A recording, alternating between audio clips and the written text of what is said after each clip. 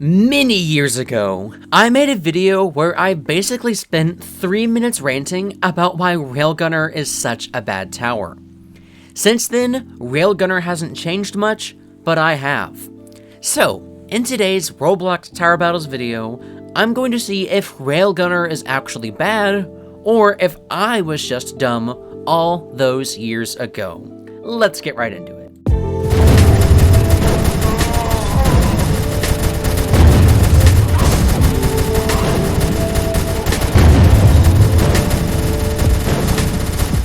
Alrighty, hello and welcome. In today's Roblox Tower Battles video, we're going to be reanalyzing the Railgunner Tower, which is extremely well known for its massive damage, wide range, and reasonable cost.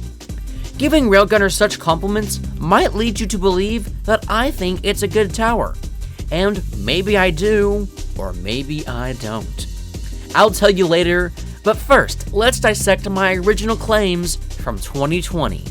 First off, it's expensive, and it just does not do that damage near quick enough to warrant its purchase. It's totally possible for it to waste all that damage on a normal type zombie. The Railgunner just isn't a great value. In the original video, I had 4 claims, and they were that Railgunner is too expensive, Railgunner doesn't fire fast enough, Railgunner can waste all of its damage on a normal zombie, and that Railgunner simply isn't a good value. Anyways, with these 4 claims established, let's pick them apart and see if they still hold true 3 years after they were made. The first claim, Railgunner's cost, is still true, but also not true. This is because although it costs a large sum, over $28,000, Railgunner still prevails as a decent value thanks to its massive damage at 115 damage per second at the max level. This means that Railgunner's cost is pretty well justified, so let's move on to claim number 2. On the claim of Railgunner's fire rate being too low, I still firmly believe that this is true.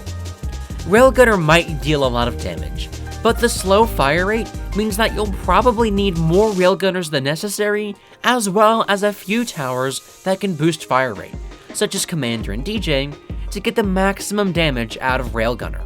Honestly, I'd just prefer if Railgunner did less damage per shot, but had a higher fire rate. Speaking of damage, Railgunner's method of dealing it is stupid in the sense that all 150 damage can be wasted on a zombie with 4 health.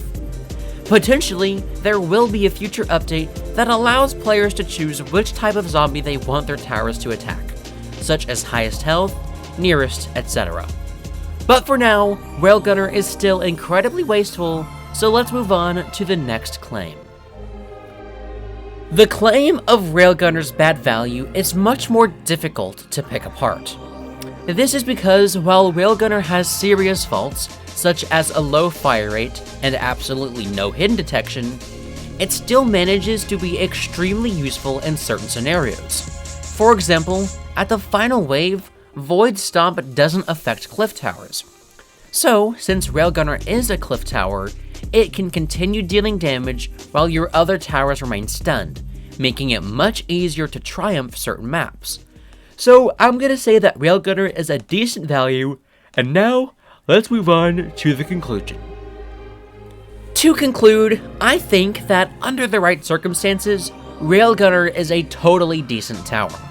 I personally don't believe that it's good enough for me to use, mostly due to it being a cliff tower, but it still is an undeniably powerful tower that deals a ton of damage and has enormous range. Anyways, with that, it is now time to end. So, don't forget to use code Shotis at reddragonshop.com for 5% off of your order of high-quality gaming gear.